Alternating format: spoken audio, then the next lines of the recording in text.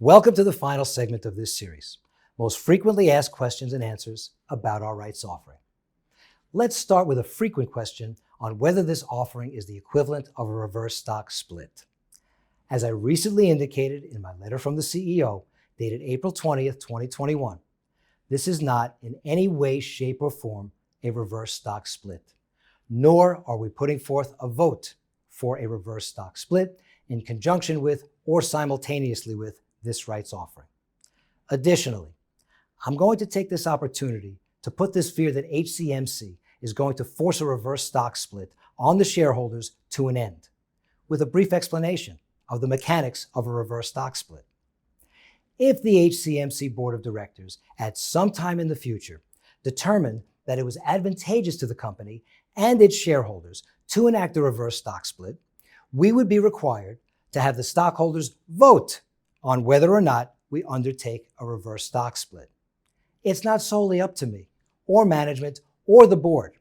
In fact, it would take over 50% of the common shares of the company being voted in favor in order for the company to do a reverse stock split. So, unless our board first elects to recommend a reverse stock split, and then over 50% of the common shares are voted in favor of a reverse stock split, there will not be a reverse stock split. Next question. What is the intended use of proceeds for the funds raised in this offering?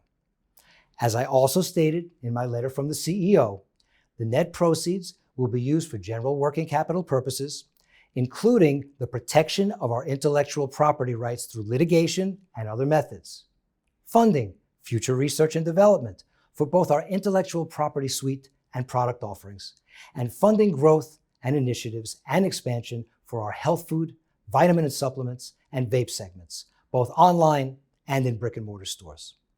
Once again, the company's board believes that in order to move forward with these initiatives and efforts to attain its goal of raising shareholder value, one, the company requires additional capital, and two, this rights offering is the most favorable way to our shareholders to achieve these goals. And now lastly, is there going to be dilution to the holders of our common stock?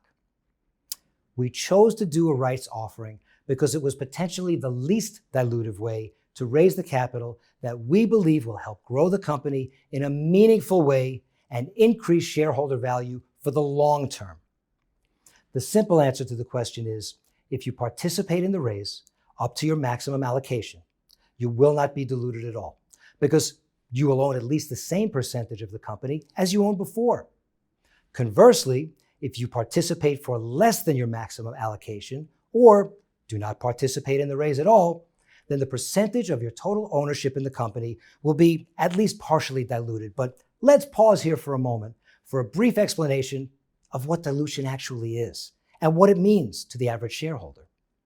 Dilution occurs whenever the outstanding share amount is increased because you own a reduced or diluted percentage of the company's common stock as a whole, but not less shares. Well, that's it for now. I hope you found this series of videos helpful and educational. And again, my sincere thanks to all of our valued shareholders.